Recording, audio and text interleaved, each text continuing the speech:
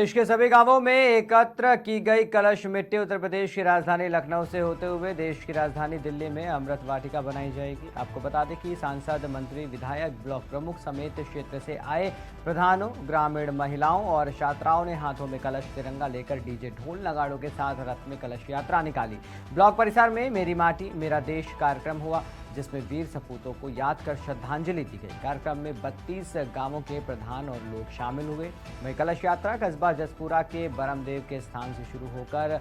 गौरी तिराहे से मुख्य मार्ग से होते हुए ब्लॉक परिसर पहुंची। यशस्वी प्रधानमंत्री श्रीमान नरेंद्र मोदी जी, ये उनकी भावना है कि देश की सभी संत महात्माओं, तपस्वियों, सभी क्रांतिकारियों कि उनकी जन्मभूमि, उनकी मातृभूमि की पूरी मिट्टी का सम्मान हो और वो पूरी गांव-गांव से उनके यहाँ से एक एक चुटकी मिट्टी देश की राजधानी दिल्ली पहुँचे। और जो आज़ादी का जो 75वां वर्ष जो मना रहे हैं, ये स्वर्णिम काल जो प्रारंभ हुआ है, अगले उस मिट्टी की एक एक चुटकी देश को आगे आने वाले इस स्वर्णिम काल में, आगे आने वाले समय में देश को पूरी दुनिया का सबसे विकसित राष्ट्र बनाएं। उनकी भावनाएं, उनकी तपस्या, उसका पूरा फल पूरे देशवासियों को प्राप्त हो और भारत माता का परचम पूरी दुनिया में लहराए। इसके लिए ये पूरे देश के एक एक कोने से मिट्टी का कलश जो दिल्ली पहुंच रहे हैं, आज उसका कार्यक्रम अपने जसपुरा विकास खंड जिसमें अपने 32 ग्राम पंचायतों के सभी प्रतिनिधियों एक एक घर की एक एक चुटकी मिट्टी उस कलश में यहाँ पर आई, यहाँ एकत्रित हुई, जिसमें हमारे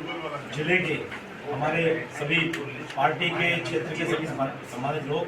हमारे माननीय मंत्री श्रीमान रामकेश प्रसाद जी, हमारे आदरणीय श्रीमान संतोष गुप्ता जी भाई साहब, हमारे हमीरपुर के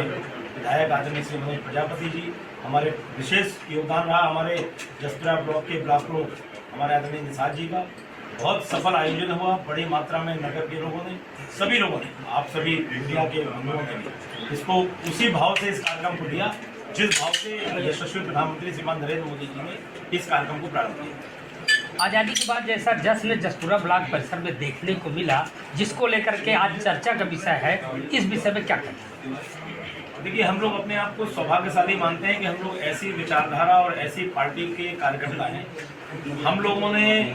जीवन पर्यंत बचपन से जब से संगठन से विचारधारा जुड़े हैं, ऐसे हजारों कार्यक्रमों को देखने का अवसर प्राप्त हुआ, अपने क्षेत्र में भी लेकिन निश्चित रूप से जैसा आप बता रहे हैं, क्योंकि आप लोग हमारे यहाँ के वरिष्ठ पत्रकार बंधु हैं, कि जसपुरा में ऐसा कार्यक्रम पहले नहीं देखा, तो निश्चित रूप से ये बात सच होगी। तो ये और इस कार्यक्रम की सफलता का एक परिणाम है कि आदरणीय देश के प्रधानमंत्री नरेंद्र मोदी जी देश के एक एक जनमानस की भावना को समझते हैं और उनकी भावना के अनुरूप काम करते हैं। इसीलिए उन्होंने संकल्प लिया और संकल्प देश ने के सभी नागरिकों ने बड़े हर्षोल्लास के साथ, बड़ी श्रद्धा के साथ नमन करते हुए, सभी शहीदों को, सभी क्रांतिकारियों को नमन करते हुए ये आज का एक कार्यक्रम सफल रहा। और राज्य की सरकार लगातार किसानों की आय दोगुना करने के लिए कई जन कल्याणकारी योजनाएं चला रही है, लेकिन आज भी हमारे क्षेत्र में बिजली और खाद की बड़ी समस्या चल रही है। मतलब देखिए क्या है, ये आपने बात उठाई, निश्चित रूप से मैं इस बात को बिल्कुल स्वीकार करने में कंजूसी नहीं करूँगा। व्यक्तिगत मैं या आप हैं, अगर मेरे